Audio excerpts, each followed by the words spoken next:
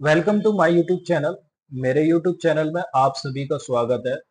तो आज की इस वीडियो लेक्चर में हम शुरू करने वाले हैं क्लास 12th की केमिस्ट्री का पहला लेसन, जिसका नाम है सॉल्यूशन। इस सॉल्यूशन लेसन को शुरू करने से पहले मैं आपको एक या दो बातें इसके बारे में बताना चाहूंगा। सब ये दो एक दो जो बातें हैं वो बोर्ड से रिलेटेड है, पेपर से रिलेटेड है, एग्जाम से रिलेटेड है आपके।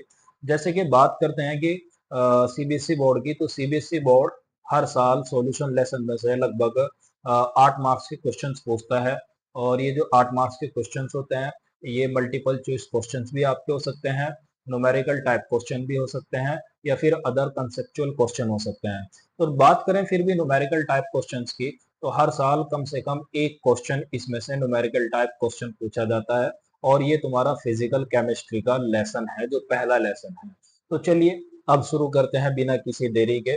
जैसे कि मैंने यहाँ पर हेडिंग लिखी हुई है सॉल्यूशन की, आपके सामने स्क्रीन पर है सॉल्यूशन। तो सॉल्यूशन क्या होता है, व्हाट इज सॉल्यूशन, यहाँ पर हम पढ़ते हैं, रीड करते हैं इसको। Solution is a homogeneous mixture.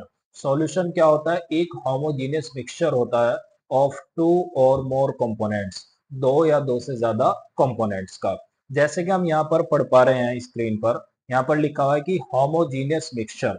इसका मीनिंग सी हो गया कि अगर दो या दो से ज्यादा कंपोनेंट्स का मिक्सचर होमोजीनियस होगा तो ही वो सॉल्यूशन होगा, और अगर वो मिक्सचर होमोजीनियस नहीं होगा तो वो सॉल्यूशन नहीं होगा।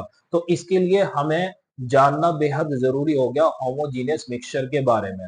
तो होमोजीनियस मिक्सचर किसे कहेंगे, यहाँ पर मैं आपको बता देता हूँ इसके बारे में मोटी मोटी सी बातें। तो होमोजीनियस मिक्सचर एक ऐसा मिक्सचर होता है जिसमें हर एक कंपोनेंट का कंपोजिशन यूनिफॉर्म होता है। यहाँ पर यूनिफॉर्म का मीन्स हो गया एक जैसा होता है। उस मिक्सचर को हम होमोजीनियस मिक्सचर कहते हैं। मतलब वो मिक्सचर जो हो गया ना, मिक्सचर मतलब उस मिक्सचर के अंदर जितने भी कंपोनेंट होंगे हम मिलाएंगे, तो मिलाने के बाद वे सारे के सारे हमें एक जैसे दिखाई देंगे। उनके बीच में कोई भी सेपरेशन बाउंड्री नहीं होगी, उनको हम अलग अलग सेपरेट करके नहीं देख सकते हैं। ऐसे मिक्सचर को ही हम क्या कहते हैं, होमोजीनियस मिक्सचर कहते हैं। अब वही होमोजीनियस मिक्सचर हमारा सॉल्यूशन होगा। अब इसके कुछ एग्जांपल्स लेते हैं, जैसे कि sugar in water. Sugar in water, जो शुगर क्रिस्टल्स होते हैं, जब शुगर क्रिस्टल को हम वाटर के अंदर डिसॉल्व करते हैं, तो वाटर के अंदर शुगर क्रिस्टल्स को डिसॉल्व करने के बाद जो हमारा मिक्सचर बनकर आता है वो कंप्लीटली हमें एक जैसा दिखाई देता है। यानी वो लिक्विड फेज में हमें मिक्सचर मिलता है, और वो सारा का सारा उसका टेस्ट भी अगर हम लेंगे वो भी सारा एक जैसा हो जाएगा, और जो हमें दिखाई भी देगा वो सारा का सारा एक जैसा दिखाई देगा। और यही हमारा होमोजेनियस मिक्सचर है, और यही हमारा सॉल्यूशन का एक एग्जांपल्स हो जाएगा। इसी तरह से हम इसका दूसरा एग्जांपल भी लेंगे, जैसे कि salt in water. Salt in water यानी जो घरों में हम नमक इस्तेमाल करते हैं, डोमेस्टिक सॉल्ट होता है। जब हम इसको वाटर में डिसॉल्व करते हैं तो इससे हमें मिलता है सॉल्टी वाटर। और ये जो सॉल्टी वाटर होता है, ये भी सॉल्यूशन का एक एग्जाम्पल हो गया।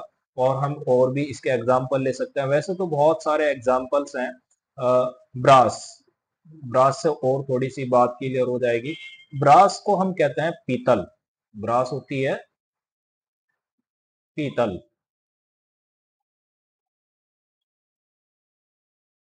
तो ब्रास भी एक होमोजीनियस मिक्सचर होता है। ये जो मिक्सचर होता है ना ब्रास, ये दो कंपोनेंट का मिक्सचर होता है।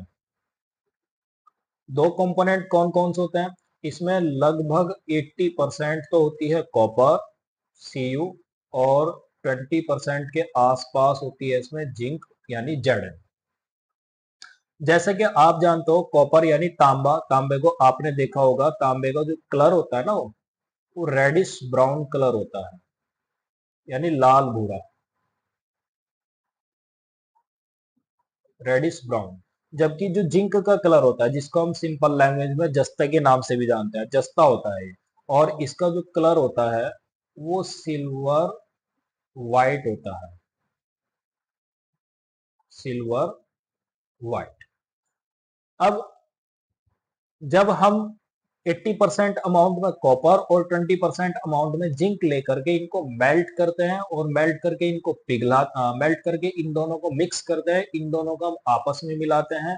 तो इन दोनों को आपस में मिलाने पर ये बन जाती है हमारी ब्रास। और ये जो ब्रास बनती है ना, इसका जो हमें कलर दिखाई देता है वो पूरा का पूरा एक जैसा कलर दिखाई देता है। और वो भी किस कलर, क्या कलर दिखाई देता है हमें? येलो कलर या फिर हल्का सा गोल्डन कलर हमें दिखाई देता है। तो इसी से हमें जानकारी होती है कि ये जो मिक्सचर बना है ये होमोजेनियस मिक्सचर हो गया। क्यों? क्योंकि अब ये जो ब्रास बनकर आ गई है, ना ही तो हम इसमें कहीं पर कॉपर को अलग से देख पाते हैं और ना ही हम इसमें जिंक को अलग से देख पाते हैं। मतलब ना ही तो हमें कि सिल्वर व्हाइट कलर दिखाई देता है इसमें और ना ही रेडिश ब्राउन कलर दिखाई देता है। तो इस तरह से हम ये कहेंगे ये होमोजेनियस मिक्सचर बन गया और यही हमारा क्या है? सॉल्यूशन है। यानी ब्रास भी एक सॉल्यूशन हो जाएगा। इसके अलावा और भी एग्जाम्पल होते हैं सॉल्यूशन के। जैसे चौथा और एग्जाम्पल हम ले सकते हैं, जैसे कि water in alcohol. Water in alcohol, alcohol में वाटर, अल्कोहल में वाटर, अल्कोहल में जब वाटर डिसोल्व कर देते हैं, ये मिक्सचर भी हमारा होमोजीनियस हो जाता है और ये भी हमारा सॉल्यूशन है इसमें। चलिए अब बात करते हैं सॉल्यूशन के बारे में, सॉल्यूशन की कंपोनेंट्स के बारे में। सॉल्यूशन में जो कंपोनेंट्स की नंबर हो सकती है, वो दो कंपोनेंट्स भी हो सकते हैं, तीन कंपोनेंट्स भी हो सकते हैं या फिर चार कंपोनेंट्स भी हो सकते हैं। तो कंपोनेंट्स की नंबर्स के बेस पर यहाँ पर जो सॉल्यूशन हो सकता है वो बाइनरी सॉल्यूशन हो सकता है, टर्टरी सॉल्यूशन हो सकता है या फिर क्वार्टरनरी सॉल्यूशन हो सकता है। बाइनरी सॉल्यूशन किसे कहते हैं हम? तो बाइनरी सॉल्यूशन हम कहते हैं उस सॉल्यूशन को जिसमें केवल और केवल दो ही कंपोनेंट होते हैं, तीसरा कोई कंपोनेंट नहीं होता है, वही सॉल्यूशन हमारा बाइनरी सॉल्यूशन होता है। जबकि टर्नरी सॉल्यूशन कौन सा होता है?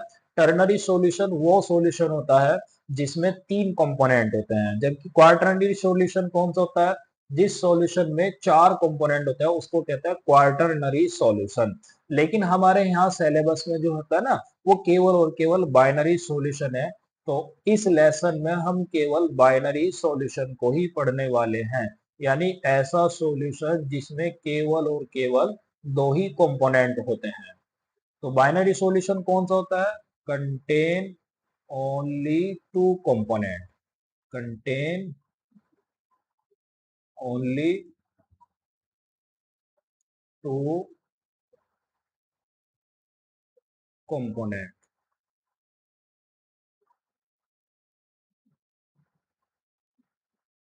इसमें केवल और केवल दो ही कंपोनेंट होते हैं। अच्छा, ये जो दो कंपोनेंट हो सकते हैं इनके नेम है यहाँ पर। इनमें से जो एक कंपोनेंट होता है वो तो होता है इसमें सॉल्यूट, और जबकि जो दूसरा कंपोनेंट होता है वो होता है हमारा सॉल्वेंट।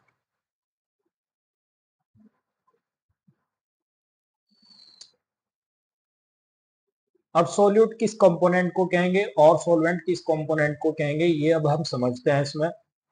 सॉल्यूट बाइनरी सॉल्यूशन में या जो कंपोनेंट लेसर अमाउंट में होता है उस कंपोनेंट को हम सॉल्यूट कहते हैं। तो हम ये कहेंगे जो सॉल्यूट होता है ना, ये प्रेजेंट होता है सॉल्यूशन के अंदर इन लेसर अमाउंट। लेसर का मीन्स हो गया यहाँ पर कम अमाउंट में, इन लेसर अमाउंट। जबकि जो सॉल्वेंट होता है ना, सॉल्वेंट सॉल्यूशन के अंदर लार्जर अमाउंट में प्रेजेंट होता है, present in larger amount, larger amount या लार्जर क्वांटिटी, ये लार्जर क्वांटिटी में प्रेजेंट होता है इसमें जो सॉल्वेंट होता है। अच्छा, सोल्यूट और सॉल्वेंट के बेस पर अब आप आसानी से बता पाओगे कि ब्रास के अंदर कौन सोल्यूट है और कौन सॉल्वेंट है। कमेंट में करके मुझे बताइएगा कि ब्रास में कौन सोल्यूट है और कौन सॉल्वेंट है। चलिए फिर भी मैं आपको बता ही देता हूँ इसमें कि जो कॉपर हो गया ब्रास के अंदर ये ज्यादा अमाउंट में है, लार्जर क्वांटिटी में है, तो ये हो जाएगा हमारा सॉल्वेंट। और जबकि जो जिंक हो गया ये लेसर क्वांटिटी में, कम क्वांटिटी में है, और ये हो जाएगा हमारा सॉल्यूट। तो इस तरह से हम कहेंगे कि जो बाइनरी सॉल्यूशन होता है, बाइनरी सॉल्यूशन दो कंपोनेंट से मिलकर बना होता है। और ये जो दो कंपोनेंट है, इसमें एक तो कंपोनेंट होता है हमारा सोल्यूट, और दूसरा जो कंपोनेंट होता है ये हमारा होता है सॉल्वेंट, यानी सोल्यूट प्लस सॉल्वेंट। इन दोनों को मिला करके बन जाता है हमारा सॉल्यूशन, बाइनरी सॉल्यूशन।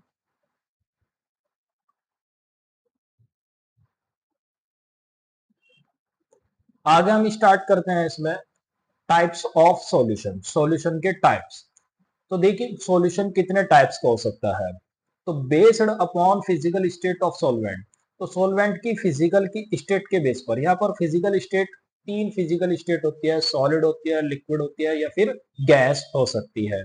तो इन फिजिकल स्टेट के बेस पर, वो भी किसकी, सॉल्वेंट की, solution can be classified in the following three categories. Solution को हम नीचे जो तीन कैटेगरीज है, इन तीन कैटेगरीज में क्लासिफाइड कर सकते हैं। जैसे कि इसमें पहला पॉइंट आ गया, इसमें सॉलिड सॉल्यूशन में हम इसको क्लासिफाइड कर सकते हैं, या लिक्विड सॉल्यूशन में, या फिर तीसरा किसमें, गैसियस सॉल्यूशन में। जो सॉलिड सॉल्यूशन होता है, सॉलिड सॉल्यूशन में जो सॉल्वेंट होता है, सॉल्वेंट की फिजिकल स्टेट जो होती है ना, वो होती है सॉलिड। जबकि लिक्विड सॉल्यूशन में जो सॉल्वेंट की फिजिकल स्टेट होती है वो लिक्विड होती है। और जो गैसियस सॉल्यूशन होता है, गैसियस सॉल्यूशन में सॉल्वेंट की फिजिकल स्टेट गैस होती है। तो इससे एक बात क्लियर हो रही है कि जो भी सॉल्वेंट की फिजिकल स्टेट होगी, वही सॉल्यूशन की फिजिकल स्टेट होगी। अच्छा, यहाँ पर जो सोल्यूट हो सकता है ना, सोल्यूट हमारा तीनों ही केस में, तीनों ही केस में जो सोल्यूट हो सकता है वो मे बी सॉलिड, लिक्विड और गैस। वो सॉलिड भी हो सकता है, या फिर लिक्विड भी हो सकता है, या फिर गैस भी हो सकता है। तीनों में से कोई सा भी हो सकता है। वैसे तो इनके बहुत सारे एग्जाम्पल्स हैं, तो एग्जाम्पल्स की तो मैं यहाँ पर बात नहीं करने वाला हूँ इसमें। आप एक बार अपनी नोटबुक में देख लेना, तो वहां से आपकी बात क्लियर हो जाएगी। एनसीईआरटी की बुक उठाकर देखना, तो वहां पर टेबल लिखी हुई है, और उस टेबल में आपको सारी सभी के एक एक एग्जाम्पल्स आपको मिल जाएंगे, सॉलिड की, सॉलिड सॉल्यूशन के भी, लिक्विड सॉल्यूशन के भी, और गैसेज सॉल्यूशन के भी। तो चलिए अब हम आगे स्टार्ट करते हैं इसमें कंसंट्रेशन से।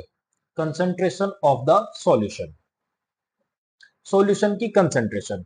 तो बात करें कंसंट्रेशन की, कंसंट्रेशन होती क्या है और ये किस बात को रिप्रेजेंट करती है, ठीक है। तो देखिए, मैं यहाँ पर मैंने लिख रखा है इसमें, जो कंसंट्रेशन होती है किसी भी सॉल्यूशंस की, किसी भी सॉल्यूशन की कंसंट्रेशन रिप्रेजेंट्स करती है अमाउंट ऑफ सोल्यूट, सोल्यूट की अमाउंट को in fixed amount of solution, solution की फिक्स्ड अमाउंट में जो प्रेजेंट होती है।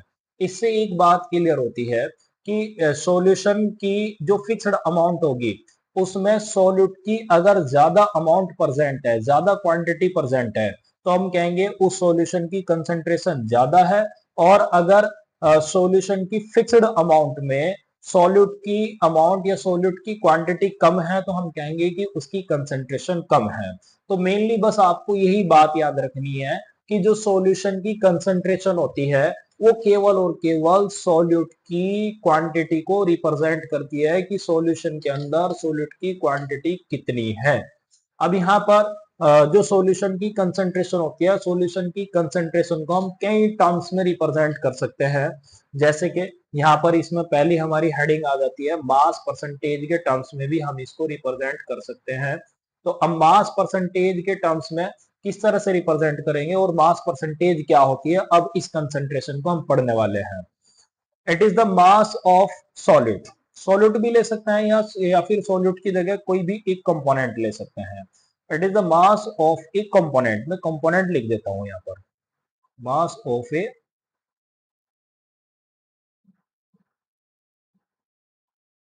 कंपोनेंट।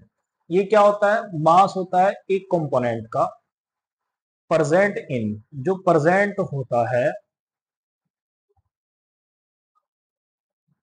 100 ग्राम ऑफ सॉल्यूशन, जो सॉल्यूशन के 100 ग्राम में प्रेजेंट होता है। तो इससे एक बात पता लगती है कि यहाँ पर सॉल्यूशन की अमाउंट फिक्स कर दी और जो सॉल्यूशन की अमाउंट फिक्स की है वो हमने 100 ग्राम कर दी, और इस 100 ग्राम में किसी भी कंपोनेंट का जितना भी मास प्रेजेंट होगा वही हमारा क्या होता है, मास परसेंटेज होता है इसमें। जैसे कि हम एग्जांपल्स के तौर पर हम इसे समझते हैं। जैसे कि हमने मान लिया ग्लूकोज का ग्लूकोज का वाटर में सॉल्यूशन है और वो टोटल 100 ग्राम सॉल्यूशन है, और अगर इस 100 ग्राम सॉल्यूशन में मैं कहता हूं कि ग्लूकोज 10 ग्राम है, तो इसका मीन्स यहाँ पर ये हो जाएगा कि जो ग्लूकोज की मास परसेंटेज है वो 10% है। ग्लूकोज की मास परसेंटेज कितनी हो जाएगी, 10%। अच्छा, ये जो मास परसेंटेज होती है ना, मास परसेंटेज को हम डिनोट करते हैं percentage of small W by W से हम इसको डिनोट करते हैं मास परसेंटेज को। जैसे कि अगर मान लिया कहीं पर ये लिखा हुआ है इसमें 10% W by W solution of glucose, solution of glucose. अगर कहीं पर ये लिखा है कि 10% सॉल्यूशन है, वो भी डब्ल्यू बाई डब्ल्यू है, किसका है, ग्लूकोज का है, तो ये किस बात को रेफर करता है, ये इस बात को रिप्रेजेंट करता है कि टोटल जो सॉल्यूशन की अमाउंट है वो 100 ग्राम है। टोटल सॉल्यूशन की अमाउंट कितनी है, 100 ग्राम है, और इस 100 ग्राम सॉल्यूशन में जो सॉल्यूट का मास है, सॉल्यूट मींस हो गया यहाँ पर ग्लूकोज, यहाँ पर जो ग्लूकोज का मास है वो 10 ग्राम है। ग्लूकोज का मास कितना है, 10 ग्राम है। ये हमारी मास परसेंटेज होती है इसमें। तो बात करते हैं इसके फॉर्मूले की, तो मास परसेंटेज को हम किस फॉर्मूले से कैलकुलेट कर सकते हैं, तो इसका फॉर्मूला यहां पर लिखते हैं mass percentage.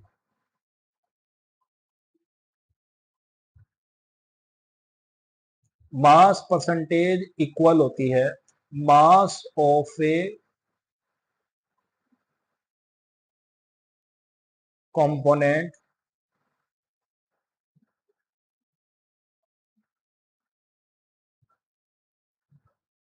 Upon total mass of solution.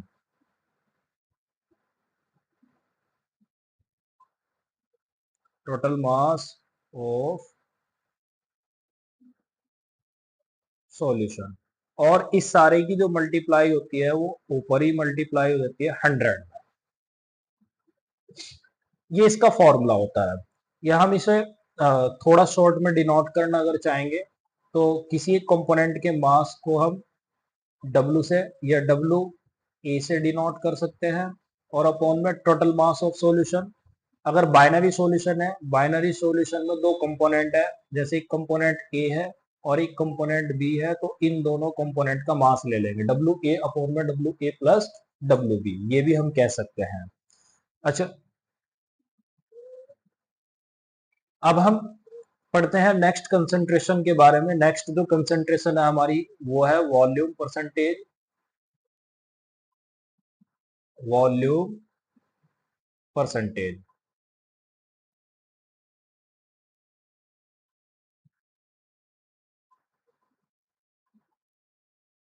तो वॉल्यूम परसेंटेज कौन सी कंसंट्रेशन होती है, चलिए पहले मैं इसके बारे में यहाँ पर लिख देता हूं। It is the volume, it is the volume, ये वॉल्यूम होता है of A component, of A component, एक कंपोनेंट का इन 100 ml of solution, 100 ml of solution.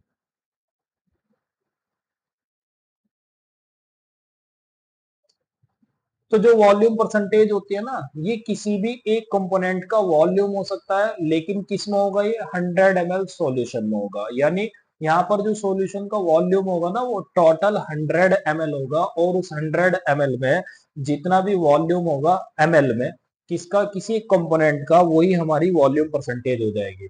जैसे कि अगर हमने मान लिया अल्कोहल का और वाटर का एक सॉल्यूशन लिया है और वो टोटल जो सॉल्यूशन लिया है हमने वो 100 ml लिया है, और अगर इस 100 ml में हम कहेंगे कि 10 ml वाटर परसेंट है, तो यहाँ पर जो वाटर की परसेंटेज हो जाएगी वो 10% हो जाएगी, जबकि जो अल्कोहल की परसेंटेज हो जाएगी वो हो जाएगी हमारी 90% हो जाएगी इसमें। यहाँ पर जो वॉल्यूम परसेंटेज होती है, वॉल्यूम परसेंटेज को हम डिनोट करते हैं small V by capital V से, इससे हम इसको डिनोट करते हैं। इसका एग्जाम्पल हम यहाँ पर लिखते हैं, जैसे कि अभी मैंने बताया कि अगर मान लिया कहीं पर 10% small V by capital V solution लिखा हुआ है, solution of small V by V solution of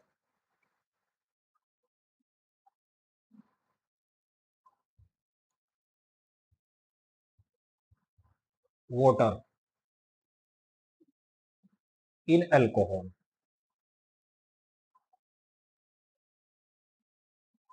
अगर कहीं पर लिखा होगा कि 10% सॉल्यूशन है किसका, वाटर का है, और वो भी किस में है, अल्कोहल में है, तो ये किस बात को रिप्रेजेंट करता है, ये इस बात को रिप्रेजेंट करता है कि जो टोटल सॉल्यूशन का वॉल्यूम है वो 100 ml है। टोटल सॉल्यूशन का वॉल्यूम कितना है, 100 ml है, और इसमें जो वाटर का वॉल्यूम है, वाटर का जो वॉल्यूम है वो 10 ml है। वाटर का वॉल्यूम कितना है, 10 ml है। तो इसे भी हम एक फॉर्मूले से आसानी से कैलकुलेट कर सकते हैं, तो इसका भी हम यहाँ पर फॉर्मूला लिखते हैं वॉल्यूम परसेंटेज का, वॉल्यूम परसेंटेज।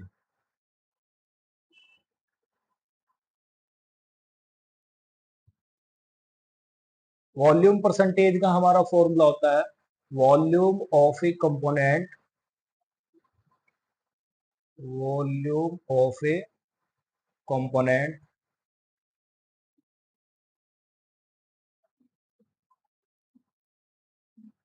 और इस सारे के अपॉन में होता है volume of solution, volume of solution.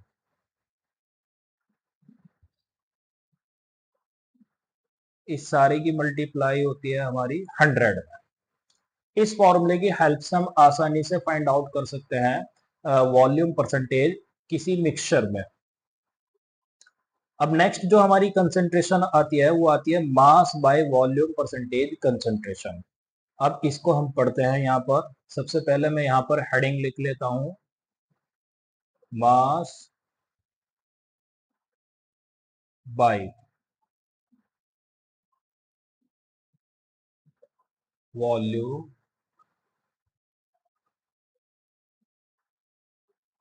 Percentage. जो मास बाय वॉल्यूम परसेंटेज होती है, ये वाली जो कंसेंट्रेशन होती है ना, ये क्या होती है मैं यहाँ पर लिख लेता हूँ भाई, इसको भी लिखने से आपको नोट्स बनाने में बेनिफिट होगा। It is the mass of solute, it is the mass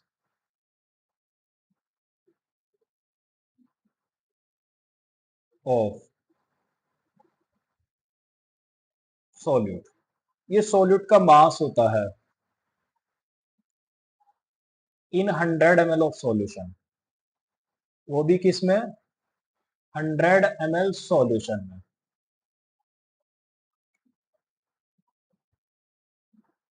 यानी यहाँ पर सॉल्यूशन का तो लिया जाएगा वॉल्यूम, और जो सोल्यूट होगा सोल्यूट का लिया जाएगा मास।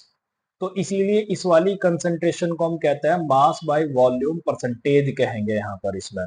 यार जो एमएल में होता है ना, एमएल जो रिप्रेजेंट करता है वो वॉल्यूम को रिप्रेजेंट करता है इसमें, ठीक है ना। अच्छा, जैसे कि अगर मान लिया हमने कि शुगर का हमने सॉल्यूशन बनाया है वाटर के अंदर, ठीक है, और ये जो सॉल्यूशन बनाया है टोटल 100 ml बनाया है, और इस 100 ml में अगर हम कहेंगे कि हमने 15 ग्राम शुगर को, 15 ग्राम शुगर को डिजोल्व किया है 100 ml वाटर के अंदर, तो जो हमारा सॉल्यूशन बनेगा वो टोटल 100 ml ही होगा, लेकिन इसमें जो शुगर का मास होगा वो 15% हो जाएगा। शुगर का मास कितना हो जाएगा? 15% हो जाएगा। यही शुगर की मास बाय वॉल्यूम परसेंटेज हो जाएगी। यही शुगर की क्या होगी? मास बाय वॉल्यूम परसेंटेज होगी। यहाँ पर जो मास बाय वॉल्यूम परसेंटेज होती है, मास बाय वॉल्यूम परसेंटेज को हम डिनोट करते हैं percentage of small W by capital V से। इस वाली कंसंट्रेशन को हम डिनोट करते हैं। इसके फॉर्मूले की अगर बात करें तो इसका जो फॉर्मूला होता है मास बाय वॉल्यूम परसेंटेज का, small W by capital V का, ये फॉर्मूला होता है mass of the solute, mass of the solute upon में volume of solution, volume of solution, और इस सारे की मल्टीप्लाई होती है 100। इस फॉर्मूले की हेल्प से हम आसानी से फाइंड आउट कर सकते हैं मास बाय वॉल्यूम परसेंटेज को। जैसे भी मैंने एग्जांपल बताया, अगर कहीं पर लिखा हुआ है कि 15% सॉल्यूशन है, 15% W by V solution of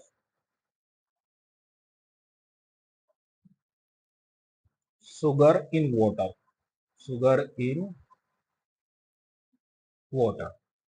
अगर 15% सॉल्यूशन है, वो भी किसका है? शुगर का। किस में है? वाटर में है। तो ये किस बात को रिप्रेजेंट करता है? ये इस बात को रिप्रेजेंट करता है कि जो सॉल्यूशन में शुगर का मास है वो तो है 15 ग्राम, और जो सॉल्यूशन का वॉल्यूम हो गया, जो सॉल्यूशन का वॉल्यूम हो गया, सॉल्यूशन का वॉल्यूम होगा यहाँ पर 100 ml, 100 ml। ये सॉल्यूशन का वॉल्यूम हो जाएगा।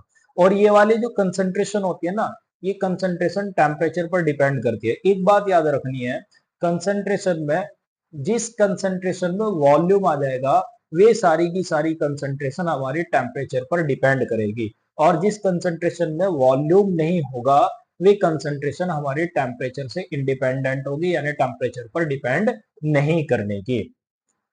तो चलिए अब हम पढ़ते हैं नेक्स्ट कंसंट्रेशन। तो हमारी जो नेक्स्ट कंसंट्रेशन आती है वो है हमारी मोलैरिटी। तो मोलैरिटी को हम यहाँ पर लिख देते हैं, बहुत इंपॉर्टेंट कंसंट्रेशन है भाई ये। मोलैरिटी से रिलेटेड क्वेश्चंस आ जाता है। तो मोलैरिटी, मोलैरिटी कौन सी कंसंट्रेशन को कहते हैं? तो सबसे पहले हम इसकी यहाँ पर डेफिनेशन लिखते हैं। It is the number of, it is the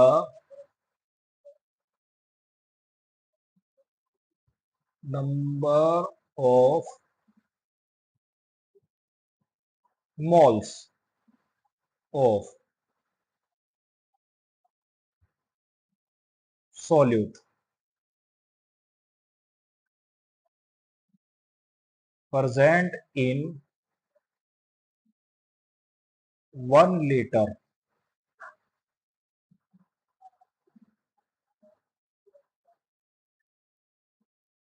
of solution।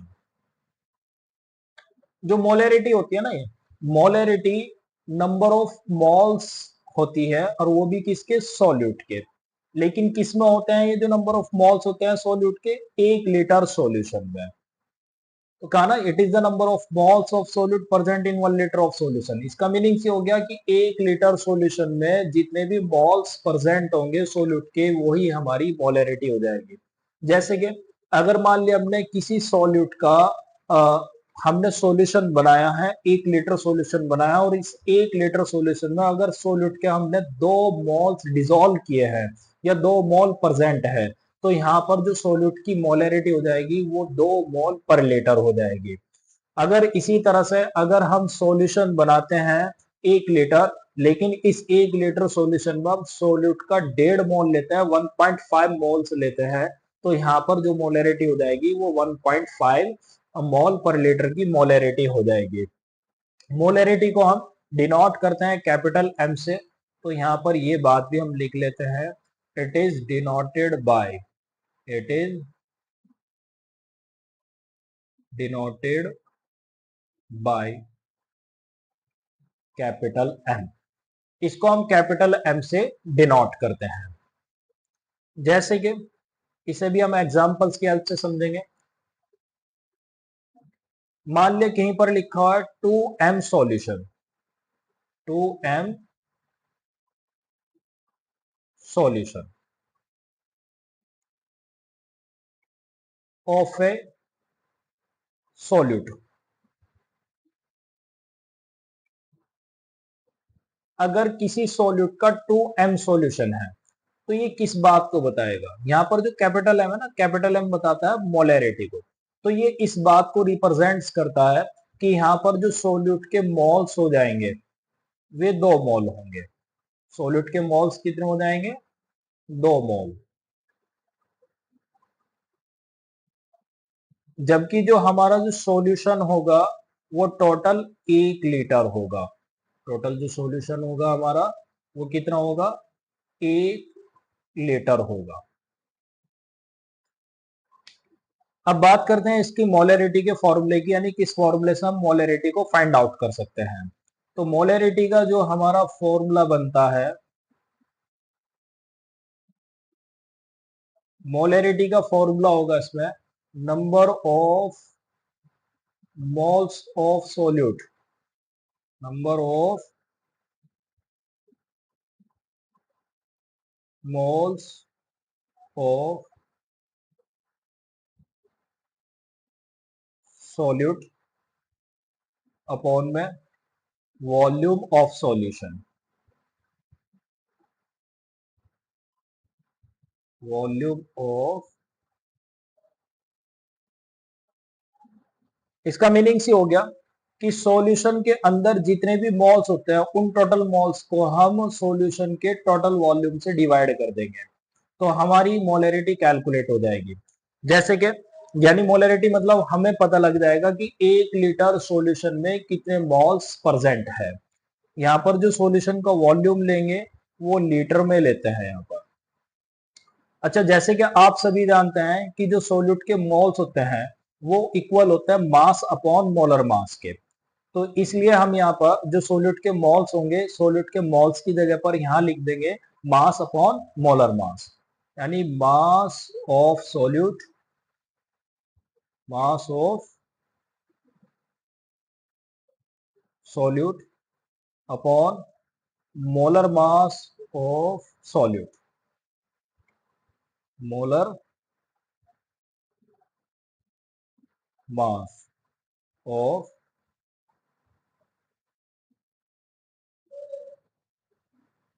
Solute.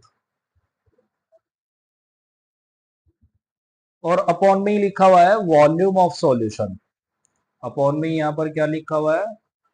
Volume of solution. लेकिन ये जो वॉल्यूम होगा ना, अगर ये हमारा ml में गिवन है तो उस केस में हम यहाँ 1000 की मल्टीप्लाई करेंगे। अगर लीटर की बजाय किस में गिवन है? ml में, यानी मिलीलीटर में गिवन है, तभी उसी केस में हमें 1000 की मल्टीप्लाई करनी है, अदरवाइज मल्टीप्लाई नहीं करनी है। इस फॉर्मूले को और थोड़ा सा सिंबॉलिक फॉर्म में हम लिखते हैं, सिंबल से रिप्रेजेंट करते हैं। मोलैरिटी को जैसे कि अभी मैंने आपको बताया कैपिटल एम से डिनोट करते हैं, और जो सोल्यूट का मास होता है, सोल्यूट के मास को हम स्मॉल w से डिनोट कर देंगे। अपॉन में जो मोलर मास होता है, मोलर मास को भी हम कैपिटल एम से डिनोट करते हैं। लेकिन यहाँ पर कॉन्ट्राडिक्शन हो जाएगा, क्योंकि मोलैरिटी को भी कैपिटल एम से डिनोट कर रहे हैं और मोलर मास को भी कैपिटल एम से डिनोट कर रहे हैं, तो इसलिए यहाँ पर मोलर मास को एम डैश से डिनोट करेंगे, न कि कैपिटल एम से खाली। अब मल्टीप्लाई में जो वॉल्यूम होता है, वॉल्यूम ऑफ सॉल्यूशन को हम कैपिटल वी से डिनोट कर देंगे, और ये वॉल्यूम अगर ml में है तभी हमें इस सारे में 1000 की मल्टीप्लाई लेनी है, अदरवाइज मल्टीप्लाई नहीं लेनी है। ये हमारा फॉर्मूला बन जाता है मोलैरिटी का। मोलैरिटी की यूनिट होती है मोल पर लीटर। मोलैरिटी की यूनिट क्या होती है? मोल पर लीटर इसकी यूनिट होती है। इसका मीन्स ये हो गया कि 1 लीटर में कितने मोल्स हैं। अब 1 लीटर सॉल्यूशन में जितने भी मोल्स होंगे वही हमारी मोलैरिटी होगी। तो चलिए, अच्छा, ये जो मोलैरिटी होती है, मोलैरिटी में यहाँ पर वॉल्यूम आ गया। तो ये मोलैरिटी भी जो होती है ना, ये भी टेम्परेचर पर डिपेंड करती है, क्योंकि अभी मैंने आपको बताया था जिस कंसेंट्रेशन में वॉल्यूम होगा वो कंसेंट्रेशन हमेशा टेम्परेचर पर डिपेंड करेगी, टेम्परेचर डिपेंडेंट होगी। और जिस कंसेंट्रेशन में वॉल्यूम नहीं होगा वो कंसेंट्रेशन टेम्परेचर पर डिपेंड नहीं करने की, वो टेम्परेचर से इंडिपेंडेंट होगी। तो चलिए अब शुरू करते हैं हम अपनी नेक्स्ट कंसेंट्रेशन। तो हमारी यहाँ पर जो नेक्स्ट कंसेंट्रेशन आती है वो है मोलैलिटी। तो मोलैलिटी को भी अब हम यहाँ पर समझ लेते हैं। मोलैलिटी, मोलैलिटी की भी डेफिनेशन यहाँ पर लिख लेते हैं। आप इनको नोट्स में लिख लेना, आपके लिए नोट्स के लिए जो होगी बहुत बेनिफिशियल रहेगी। बहुत ही सिंपल लैंग्वेज में मैंने यहाँ पर डेफिनेशन लिखी हुई है इनकी। It is the number of moles of solute dissolved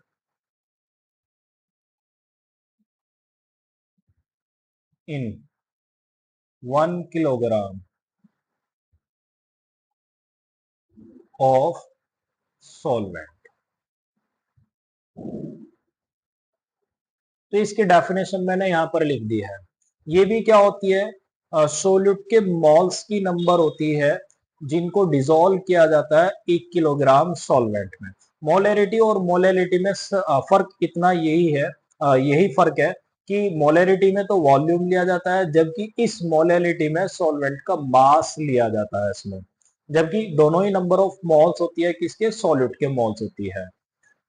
ये जो मोलैलिटी होती है, मोलैलिटी को डिनोट करते हैं हम स्मॉल एम से। It is denoted bye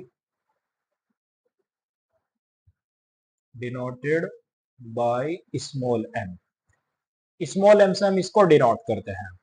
examples की हेल्प से हम समझेंगे, जैसे कि 2.5 small M aqueous solution.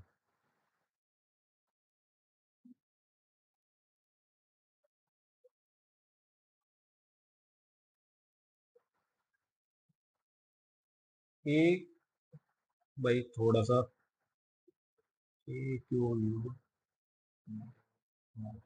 Aqueous solution of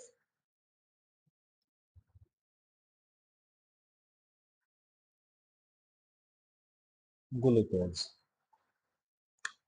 अगर मान लिया कहीं पर हमारा लिखा है कि 2.5 स्मॉल एम एक्वस सॉल्यूशन है और वो भी किसका है, ग्लूकोज का, तो ये किस बात को रिप्रेजेंट करता है, ये इस बात को रिप्रेजेंट करता है कि यहाँ पर जो ग्लूकोज की मोलैलिटी है सॉल्यूशन के अंदर, वो जो वो 2.5 एम है। यहाँ पर स्मॉल एम जो होता है ना, स्मॉल एम मोलैलिटी होती है। यानी इसका मीन्स यहाँ पर ये होगा कि जो सॉल्वेंट का मास होगा, जो सॉल्वेंट का मास होगा वो 1 किलोग्राम होगा। सॉल्वेंट का मास कितना होगा, 1 किलोग्राम, यानी 1000 ग्राम होगा सॉल्वेंट। यहाँ पर जो सॉल्वेंट है ना, ये एक्वस सॉल्यूशन है। एक्वस सॉल्यूशन का मीन्स होता है कि वाटर में बने हुए सॉल्यूशन को हम एक्वस सॉल्यूशन कहते हैं। यानी जो सॉल्वेंट होगा ना, वहां पर हमेशा वाटर होगा। यहाँ पर जो वाटर का जो मास होगा, सॉल्वेंट का मास होगा, वो 1000 ग्राम होगा। जबकि जो ग्लूकोज के मॉल्स होंगे, जो डिजोल्व होंगे इस 1000 ग्राम या 1 किलोग्राम सॉल्वेंट में, वो 2.5 एम होंगे। ग्लूकोज के कितने मोल्स होंगे, ग्लूकोज के मोल्स होंगे इसमें 2.5 मोल्स।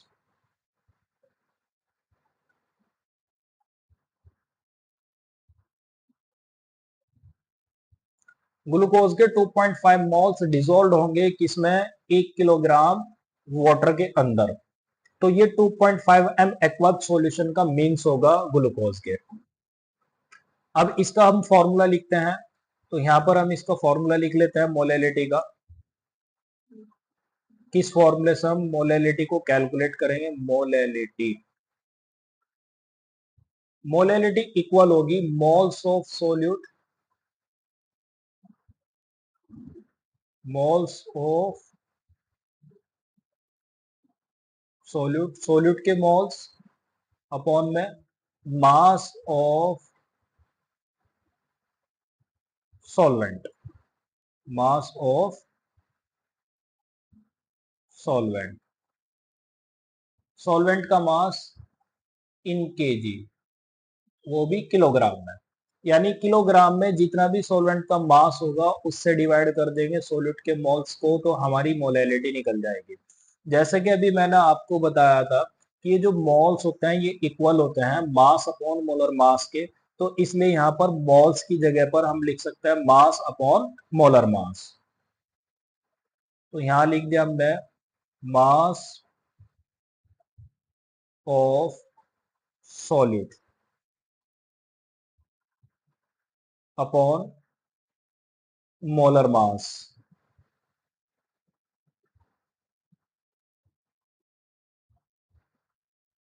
मोलर मास, ये जो मोलर मास होता है ना सॉल्यूट का मोलर मास होता है, मल्टीप्लाई में ये अपॉन में लिखा हो ना यहाँ पे मास ऑफ सॉल्वेंट, तो इसे यहीं पर लिख देंगे यहाँ मास ऑफ सॉल्वेंट,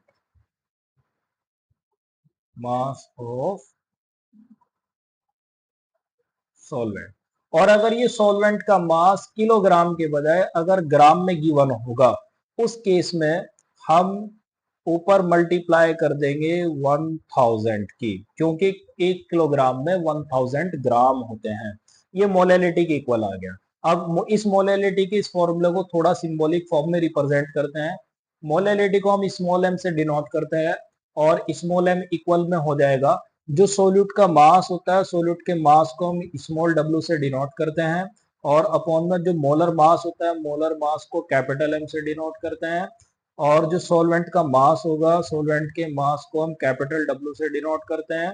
और अगर ये ग्राम में गिवन होगा सॉल्वेंट का मास, उस केस में हम मल्टीप्लाई करेंगे इस सारे फॉर्मूले में 1000 की।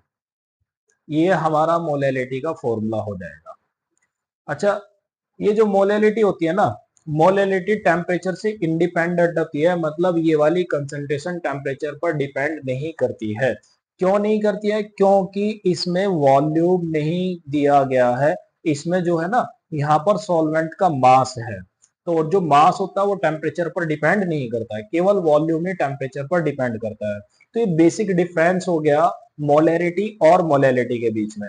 अगर मान लिया आपसे क्वेश्चन किया गया है कि write a different between molarity and molality, molarity और मोलेलिटी के बीच में एक डिफरेंट लिखिए, तो आप इसका एक डिफरेंट बहुत अच्छे से लिख सकते हो कि molarity depend upon temperature, molarity temperature पर डिपेंड करती है, whereas molality does not depend upon temperature, जबकि मोलेलिटी टेम्परेचर पर डिपेंड नहीं करती है। तो अब हमारी जो नेक्स्ट कंसंट्रेशन आती है, नेक्स्ट एंड लास्ट कंसंट्रेशन, वो है हमारी मोल फ्रैक्शन। तो अब हम यहाँ पर मोल फ्रैक्शन लिख लेते हैं, और मोल फ्रैक्शन के बारे में पढ़ते हैं कि मोल फ्रैक्शन किसे कहते हैं। मोल फ्रैक्शन, सबसे पहले इसको डिफाइन कर देते हैं, सिंपल सी लैंग्वेज में इसके डेफिनेशन लिखते हैं।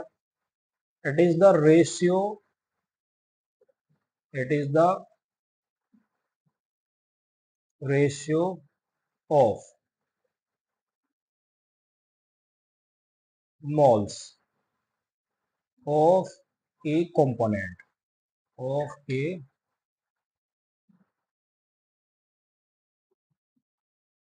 component to total moles of solution। ये क्या होता है? रेशियो होता है, किस किस का रेशियो होता है, सॉल्यूशन के अंदर एक कंपोनेंट के मोल्स का रेशियो होता है टोटल मोल्स के साथ में। यानी जो भी टोटल मोल्स होंगे, टोटल मोल्स से किसी कंपोनेंट के मोल्स को हम डिवाइड कर देंगे तो आसानी से मोल फ्रैक्शन निकाल देंगे किसी भी कंपोनेंट का। जो मोल फ्रैक्शन होता है, मोल फ्रैक्शन को हम डिनोट करते हैं एक्स से। तो यहां पर हम लिख सकते हैं it is denoted by, it is denoted bye x. इसको हम एक्स से डिनोट करते हैं। इसके फॉर्मूले की अगर बात करें तो इसका फॉर्मूला हम यहां पर लिख देंगे मोल फ्रैक्शन इक्वल होगा, मोल फ्रैक्शन इक्वल होता है रेशियो के, किस किस के रेशियो के इक्वल होता है, किसी एक कंपोनेंट के मोल्स और टोटल मोल्स, इन दोनों के रेशियो के इक्वल्स होता है। तो यहां पर लिखेंगे moles of A component, moles of A component, और अपॉन में लेंगे total moles of solution, solution के टोटल मोल्स। यानी एक कंपोनेंट के मोल्स को हम डिवाइड कर देंगे सॉल्यूशन के टोटल मोल से तो मोल फ्रैक्शन निकल जाएगा यहाँ पर। अब बाइनरी सॉल्यूशन के अंदर जैसे कि हम जानते हैं केवल दो ही कंपोनेंट होते हैं, एक कंपोनेंट इसमें सॉल्यूट होता है और दूसरा कंपोनेंट हमारा इसमें सॉल्वेंट होता है इसमें।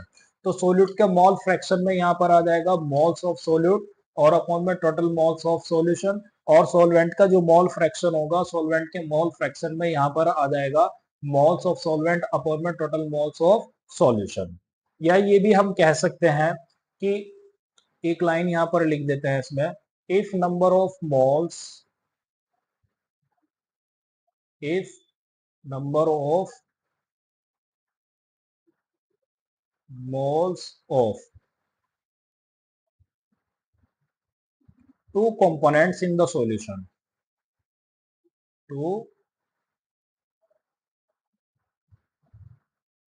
components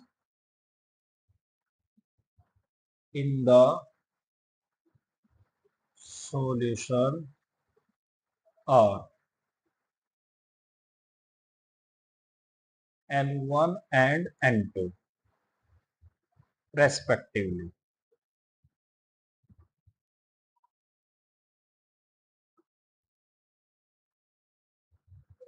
अगर जो मोल्स की नंबर हो गई दो कंपोनेंट्स की सॉल्यूशन के अंदर, वो क्या है N1 और N2 है। यानी बाइनरी सॉल्यूशन है, बाइनरी सॉल्यूशन में दो ही कंपोनेंट होते हैं और उन दोनों कंपोनेंट्स के मोल्स N1 और N2 है, जिसमें पहले कंपोनेंट्स के मोल्स N1 है और दूसरे कंपोनेंट्स के मोल्स N2 है। Then the mole fraction of component first, यानी जो फर्स्ट कंपोनेंट का मोल फ्रैक्शन होगा जिसे हम x1 भी कहेंगे, ये इक्वल होगा मोल्स ऑफ फर्स्ट कंपोनेंट यानी N1 और अपॉन में टोटल मोल्स, टोटल मोल्स मतलब N1 प्लस N2। जबकि जो सेकंड कंपोनेंट होगा, सेकंड कंपोनेंट का जो मोल फ्रैक्शन होगा X2, वो इक्वल होगा किसके, मोल्स ऑफ सेकंड कंपोनेंट यानी N2 और अपॉन में टोटल मोल्स ऑफ सॉल्यूशन मतलब N1 प्लस N2। ये हमारा सेकंड कंपोनेंट का मोल फ्रैक्शन हो जाएगा। अब बात करते हैं सॉल्यूशन के अंदर टोटल मोल फ्रैक्शन की। सॉल्यूशन के अंदर जितने भी कंपोनेंट प्रेजेंट होते हैं उन सभी कंपोनेंट के मोल फ्रैक्शन का सम वो यूनिटी होता है यानी 1 के इक्वल होता है। जैसे कि बाइनरी सॉल्यूशन में दो कंपोनेंट होता है तो दोनों कंपोनेंट के मोल फ्रैक्शन का सम x1 प्लस x2 इक्वल होता है। आज की वीडियो को हम यहीं पर कंप्लीट करते हैं, मिलते हैं आपसे नेक्स्ट वीडियो में। Thank you for watching and giving your valuable time. हमारे चैनल को सब्सक्राइब कीजिए और आगे इस वीडियो को शेयर कीजिए, और एक बार फिर से thank you and giving your valuable time.